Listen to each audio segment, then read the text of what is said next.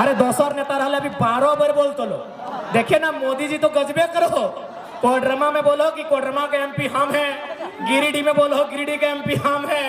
ए बापा सबे तो ही लगा जा, तब तो ही हमने की कर इसने आपको तो लास्ट में बोलबो gas cylinder 12 number, gas cylinder 12 number, tiger सीधा संसद के अंदर। गैस सिलेंडर 12 नंबर, टाइगर सीधा संसद के अंदर, और लुटने वाले मिट्टी के भीतर। गैस सिलेंडर 12 नंबर, टाइगर संसद के अंदर, और लुटने वाले मिट्टी के भीतर। अंत में हाँ सिलेंडर अंत में कि झारखंड वासियों सांसद ऐसा मत चुनिए जो 5 साल में एक बार मुर्गा का हाड़ दे। सांसद ऐसा चुनिए जो पारसनाथ और झुमरा के पहाड़ से जाके दिल्ली में दहाड़ दे।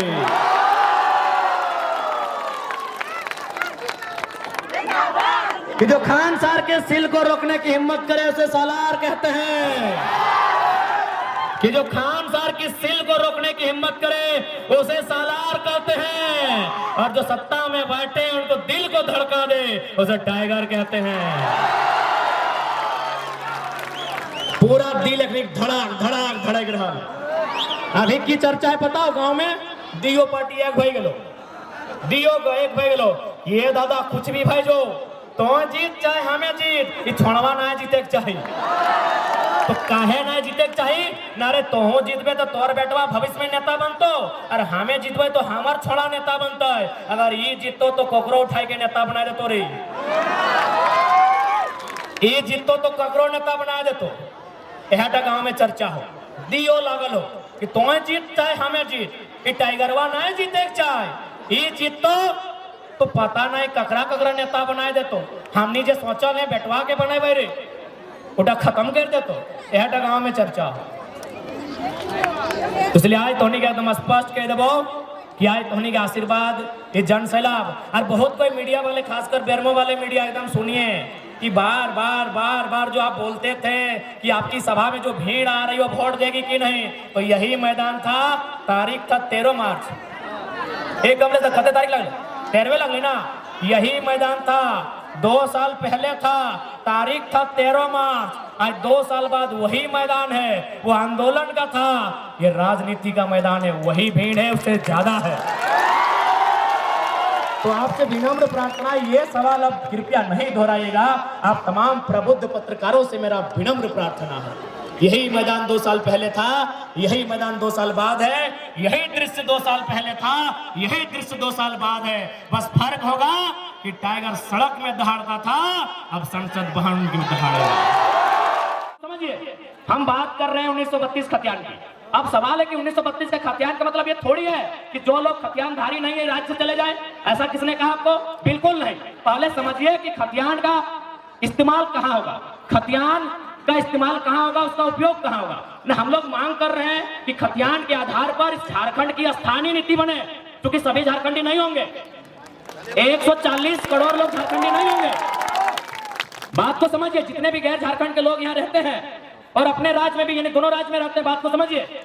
भारत की अभी जनसंख्या मान के चलिए अनुमान 140 करोड़ है, अनुमान मानते हैं, और झारखंड की जनसंख्या मोटा मोटी 3.5 करोड़ है। तो भाई पूरा का पूरा 140 करोड़ झारखंडी नहीं हो सकता है। समझिए बात को, 140 करोड़ जो भारत की जनसंख्या है वो सबके सब झारखंडी नहीं हो सकते हैं। तो झारखंडी कौन है? तो जो झारखंड के भूभाग में रहते हैं। तो हमारे खतियान आधारित नीति का मतलब है कि इस राज्य के जो मूलवासी हैं, इस राज्य के बाहर जिनका सरकारी नौकरी के अलावे किसी सरकारी दस्तावेज में कोई नाम नहीं है, क्योंकि बहुत कोई रेलवे का नौकरी करते हैं, कोई इलाहाबाद में है, कोई कानपुर में है, कोई कर सेंट्रल नौकरी कोई कहीं कर सकता है, तो वहां सरकारी नौकरी में उसका नाम हो सकता है, लेकिन उसके अलावे उसका नाम किसी दस्तावेज में नहीं है। वो मूल रूप से झारखंडी है, जिनका सिर्फ सिर्फ यही नाम है, यही दस्तावेज है, यही घर है, यही मकान है, यही सब कुछ है। अब सवाल है कि खतियान के आधार पर एक स्थानीय नीति बनेगी। उस स्थानीय नीति को लागू किया जाएगा जो झारखंड की वैकेंसी होगी। झारखंड की वैकेंसी मतलब दरोगा, चपरासी, होमगार्ड, जिला पुलिस, जेपीएससी, जेएसएससी, यानी झारखंड सरकार जो नौकरी निकालेगी, झारखंड सरकार जो बहाली लेगी, उस बहाली में लागू होगा कि जिनके पास स्थानीय प्रमाण पत्र है वही लोग फॉर्म को भरेंगे। इसका मतलब थोड़ी कि आप यहाँ व्यापार नहीं करेंगे, आप यहाँ काम धाम नहीं करेंगे, आप यहाँ रोजी रोजगार नहीं करेंगे, आप यहाँ कंपनी फैक्ट्री में काम नहीं करेंगे। ये गलत है, ये भ्रम है। तो इसलिए जितने भी लोग ऐसे हैं जो इस राज्य के नहीं है, आप लोग कृपया भ्रम में ना रहें। हमारा मांग क्या है, हमारा आंदोलन क्या है, उसकी असलियत को समझने का काम करें। और मैं बिल्कुल कहता हूं, जो लोग ईमानदारी से, जो लोग निष्ठापूर्वक इस विषय को समझते हैं, वो कहीं का रहे हमारे साथ खड़े हैं। और साथ ही साथ इसलिए उस भ्रम से आप बाहर निकलिए। बाकी हमारा डिमांड क्या है, निजी क्षेत्र में 75%, यानी 25% में बिहार, यूपी, बंगाल, उड़ीसा के कहीं के लोग आए। कहेंगे कि आप लोग बिल्कुल दुविधा में ना रहे, एक श्वेत पत्र जारी कीजिए, एक श्वेत पत्र जारी कीजिए कि आप एक ही राज्य के स्थानीय निवासी हैं, आप दूसरे राज्य का किसी प्रकार का संवैधानिक लाभ नहीं ले रहे हैं। हम लोग की एक सर्वे की टीम बनेगी और उन लोगों को तरहीज दिया जाएगा। चलिए, आप ज्यादा समय नहीं लेके आप 10 मिनट संसद के चुनाव पे बात करेंगे। बहुत सारे लोग कहेंगे कि हमारी लड़ाई मांग सही है कि नहीं है, तो स्पष्ट कहेंगे कि भारत के संविधान में आर्टिकल 371A में साफ साफ लिखा है कि नागालैंड नागाओं का होगा। नागालैंड में अगर प्रधानमंत्री भी कुछ कानून बनाएंगे तो नागालैंड की विधानसभा से परमिशन लेंगे। तो ऐसा नहीं कि ऐसे कानून नहीं है देश में, ऐसे कानून इसी देश में है, इसी देश के संविधान में ऐसे कानून है। बस हमें आवश्यकता है कि सदन में अपनी दुर्दशा को, अपनी दर्द को, अपनी पीड़ा को मजबूती के साथ प्रस्तुत करने। अब हमने अपन भाषा में, अब सवाल ये है कि संसद के चुनाव, तो संसद के चुनाव ई खातिर है कि जे हमने राज्य के मुद्दा जो सेंट्रल में हल हो सकल है, जैसे यहाँ कोल के मैटर है, यहाँ विस्थापन के मैटर है, यहाँ और भी जो चीज है जो सेंट्रल में हल हो सकल है, और प्रमुखता से हमने के संसद लेके देते। जैसे मान के चल, यदि हमने के शिकायत है, एक आम व्यक्ति के सरकार से, दिल्ली के सरकार से शिकायत है, तो हमने दुनिया में यूरोप या एक आध कंट्री ऐसा है वहां जनता डायरेक्ट जाके संसद में बैठा है और नियम बनवा है। लेकिन हमने देश की आबादी बहुत ज्यादा है, जनता डायरेक्ट अगर संसद में बैठा लगता है तो संसद ब्लास्ट हो जाए। 1.5 अरब आदमी अगर डायरेक्ट नियम बनवे संसद जीता है तो संसद ब्लास्ट हो जाता है। तब इस देश में व्यवस्था की व्यवस्था है कि जनता 15 लाख में, 12 लाख में, 20 लाख के बीच से एगो नेता चुनते हैं। प्रत्येक 15 लाख में एवरेज मान के चलते हैं कि प्रत्येक 15 लाख मतदाताओं के बीच से एक नेता चुना जाएगा, उसका नाम रहेगा मेंबर ऑफ पार्लियामेंट, सांसद, और वो क्या करेगा, उस समस्याओं को लेकर दिल्ली आएगा। जैसे हमने एक समस्या रहा है, कोई गांव की समस्या रहा है, तो मुखिया जी सबसे साइन करे कि वीडियो यहाँ जा है, गोटे गांव उठ के ना जाए। अगर बिजली की समस्या रहा है तो गांव के 5-10 को पढ़ल लिखल लड़का गांव वाला से साइन करके बिजली ऑफिस जा है। अगर मास्टर से कोई प्रोफेसर से समस्या रहा है तो 4-5 को लड़का होकर से मिला है, पूरा गांव उठ के ना जाए। तो ठीक उसी प्रकार 15 लाख में, 17 लाख में, 12 लाख में, 16 लाख में, 14 लाख में एक एमपी चुनेंगे जो जनता के समस्या के उठाई के दिल्ली लेके जीता है और दिल्ली से होकर अधिकार लेके गांव वापस आते। यानी जनता और संसद भवन जो दिल्ली में है और जो जनता है, एक बीच के जो कड़ी लगे और नाम संसद लगे। इसलिए अब सवाल रह गए कि जब हमने संसद बन के आए तो काम की रहते, तो सबसे पहला इस क्षेत्र के जो मुद्दा लगे उस मुद्दा के लेके संसद में सवाल रहता है। और जब अगर संसद में सवाल रहता है तो कोकरो हिम्मत न है कि ओकरा खारिज कर दे, क्योंकि संसद भवन के वो गरिमा व्यवहार है। वहां अगर 30 सेकंड भी कोई सवाल भेजा है, 30 सेकंड भी कोनो विषय में बात भेज देता है तो वहां एगो सर्वे, एगो जांच के टीम बैठ जाती है। तो इसलिए तो हमने इस बात के एकदम आश्वस्त कर दिए, जब हमने लोकसभा के चुनाव जीत के दिल्ली जाके काम करवाए तो पहला सवाल सदन में हटे उठेबे, चूंकि करगली मैदान विनोद बिहारी महतो स्टेडियम में खड़ा है, पहला सवाल हटे उठेबे कि हम 27% कोयला देते हैं भारत देश को। कोयला की 4 यूनिट झारखंड में है, BCCL, CCL और आधा से ज्यादा ECL और साथ में CMPDI। जब 10-11 यूनिट में 4 यूनिट झारखंड में है तो कोयला का हेडक्वार्टर भी झारखंड में होना चाहिए। जैसे अभी कुछ दिन पहले हमने GM के ऑफिस में धरना दिया, तो बहुत सारा ये कठारा के, जरीडी के, तो बेरमो के, फुसरो के, घोटिया टाड़ के हम लोग चपरी न जाने 50-60 को गांव के रैयत आज भी उस समस्या के समाधान नहीं कर पाए। आज भी 30-40 साल पहले ओकर बाप दादा बीसीसीएल के जमीन दिया काम कर रहे, सीसीएल के जमीन दिया काम कर रहे, आज भी ओकरा उचित मुआवजा नहीं मिला। तो अगर हेडक्वार्टर बोकारो या धनबाद भय जेता समस्या के समाधान जल्दी भय। और बात की भलाई कि जैसी हेडक्वार्टर कलकत्ता चल गए तो 99% जीएम कलकत्ता से अले। अब ओकरा की मालूम, ओकरा दर्द की मालूम है। इसलिए अगर जीएम हमार निकलते, अगर अधिकारी हमार बन के जीता है तो ओकर से की बताए हमार अधिकार सुरक्षित रहते है, हमार समस्या के समाधान होते। और एक सबसे महत्वपूर्ण बात, जब हमने सदन में जीत के जिवाए तो एक सवाल हटो रहता है, बिल्कुल सदन में खड़ा है कि रहता है देश के उस समय जब भी प्रधानमंत्री रहता है ओकर से आए मिलाए के सवाल रहता है कि भाई इंडिया का मतलब INDIA, इंडिया मतलब भारत होता है या फिर इंडिया का मतलब ADANIA अडानी होता है। अगर इंडिया का मतलब भारत होता है, हम लोग भी पढ़े इंडिया का स्पेलिंग INDIA, लेकिन अभी दिल्ली में जो सरकार है उसकी नजरों में इंडिया का स्पेलिंग है ADANIA। तो हम उनसे सवाल पूछेंगे और बकायदा अपना सुझाव भी रखेंगे, अपना प्रस्ताव भी रखेंगे, एक सुझाव भी रखेंगे, क्योंकि एक संसद को बिल प्रस्तुत करने का अधिकार होता है, चर्चा में भाग लेने का अधिकार होता है। सुझाव हमारा ये रहेगा कि आज से 50 साल, 60 साल, 70 साल पहले आपने जितना जमीन रैयत से लिया है, बीसीसीएल ने लिया है, ACL ने लिया है, CCL ने लिया है, पहले उनका रिकॉर्ड उपलब्ध कराइए। रिकॉर्ड इसलिए उपलब्ध कराइए क्योंकि उस संसद भवन में सबसे महत्वपूर्ण फोटो तो बहुत सारी है, लेकिन सबसे महत्वपूर्ण फोटो में से एक फोटो महात्मा गांधी की है। और यदि महात्मा गांधी की फोटो है, यदि संसद में महात्मा गांधी की फोटो है, तो महात्मा गांधी के विचार कहां है? ये देश के गरिमामयी संसद में हम रखेंगे कि सिर्फ महात्मा गांधी की फोटो या महात्मा गांधी की मूर्तियां देश में सलामत हैं या महात्मा गांधी के विचार भी सलामत हैं। यदि महात्मा गांधी के विचार सलामत हैं, यदि महात्मा गांधी के विचार सलामत हैं, तो गांधी का विचार था देश की आत्मा बहती है, बसती है गांव में। ये गांधी का विचार था ना कि देश की आत्मा बसती है गांव में और गांव की आत्मा बसती है किसानों में।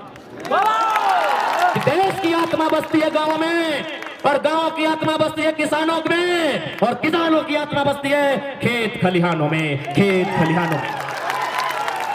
तो आज गांधी के भारत में, गांधी के भारत में, गांधी के सदन में खड़ा होकर ये 29 साल का टाइगर ये सवाल पूछेगा कि गांधी के गांव कहां,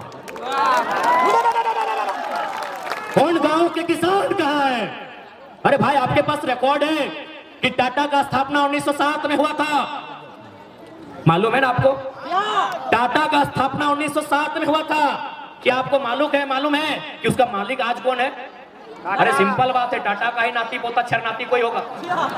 टाटा का स्थापना 1907 में हुआ था, आज भी मालिक टाटा का वंशज है। अब मेरा एक सवाल सुनिए, किसानों के देश में यदि आपके पास रिकॉर्ड है 1907 में जो स्थापना हुआ था उसका मालिक आज भी उसी का नाती पोता है, तो उनको बसने के लिए जो किसानों ने खेत दिया था उनका रिकॉर्ड कहां है?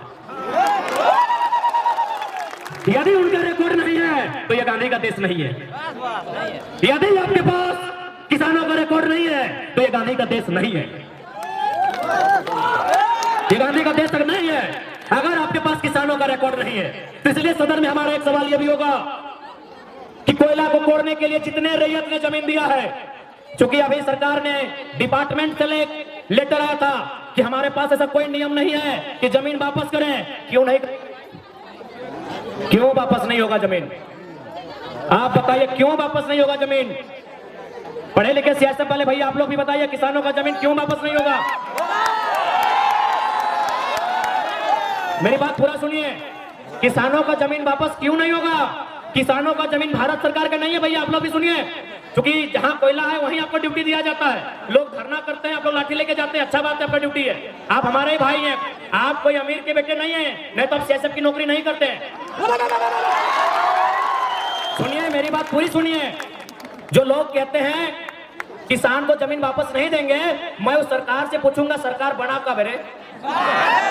सरकार बना कब है? सरकार कब बना है? अरे भाई 15 अगस्त 1947 को। अरे हमारा दादाजी 1945 का है, मेरा दादाजी 1945 का है कि नहीं भाई? हमारे दादाजी 1945 के हैं। अरे सरकार जब पैदा नहीं हुआ था उससे कई हजार साल पहले खेत मेरा है। क्या ड्रामा करते हैं भाई, हिसाब नहीं दीजिएगा? क्या ड्रामा करते हैं आप? ये कौन सा ड्रामा करते हैं कि हिसाब नहीं दीजिएगा? किसको बेवकूफ बना रहे हैं?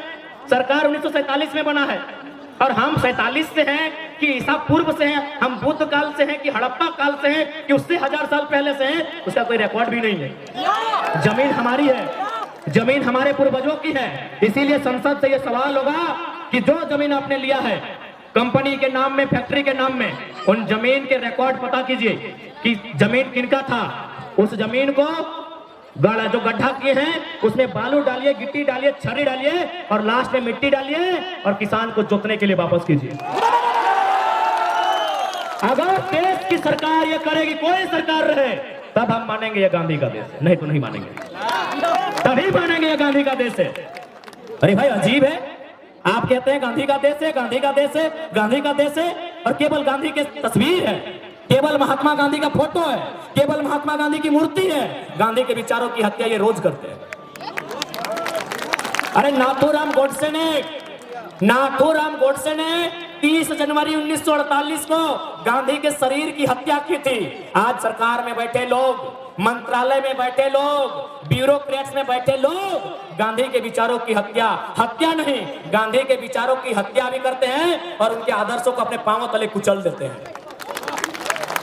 ये नहीं था गांधी का विचार, ऐसा नहीं था गांधी का देश, ऐसा नहीं था गांधी के सपनों का भारत। अगर गांधी के सपनों का भारत देखना चाहते हैं तो सबसे पहले जो विधायक एक दिन में 1 करोड़ कमा रहे हैं उसको बंद कीजिए। ये गांधी का विचार नहीं है। गांधी का विचार है resources are made for our need, resources are made for. पहले रिसर्च का मतलब समझ चुके, इंग्लिश का कहावत है, रिसर्च मतलब कोयला।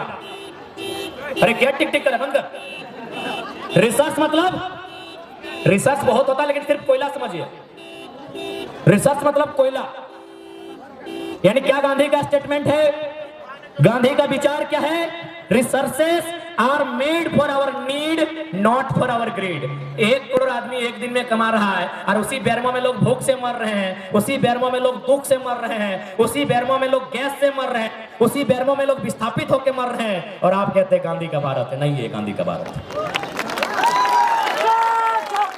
और साथ ही साथ मैं तमाम विधायक, तमाम सांसद जो अपने आंगन में, जो अपने कहीं की तस्वीर लगाते हैं, देखिए नौटंकीबाजी मत कीजिए।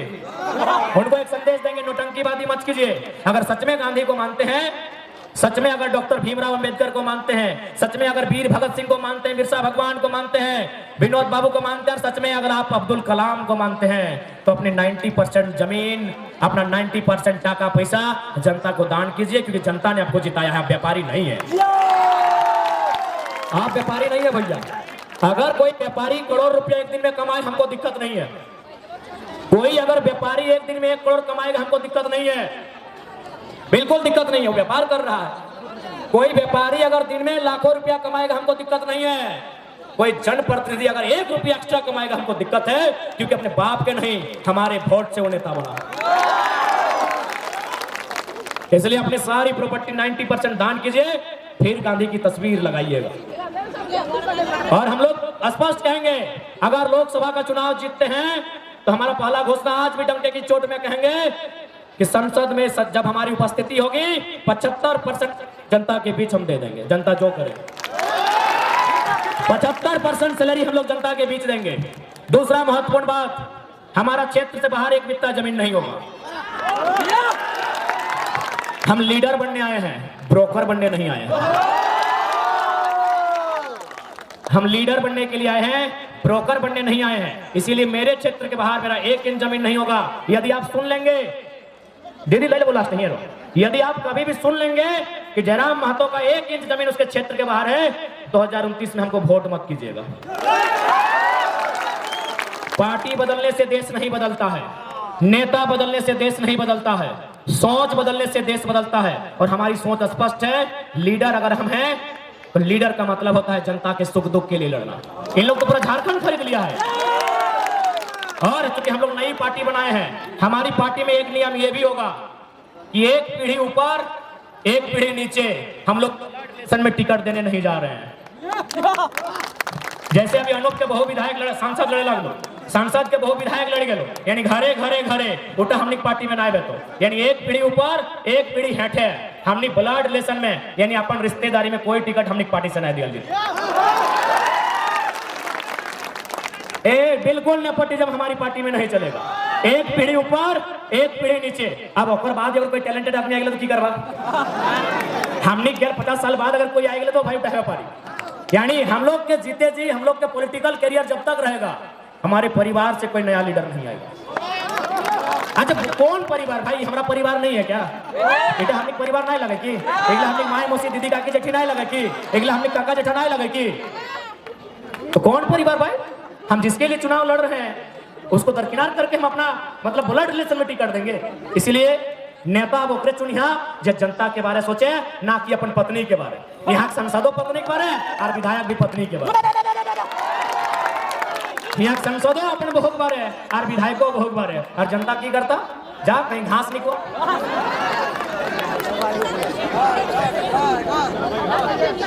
तो इसलिए उन्हीं का स्पष्ट कह दे हो, जब हमने संसद में जीवाए तो सारा जो मुद्दा है और तोहनी एकदम विश्वास करिया, जिस दिन संसद में हमने की उपस्थिति भेता है और जब हमने के डिस्कशन भेता है, पूरा देश गंभीर रह के सुनता है।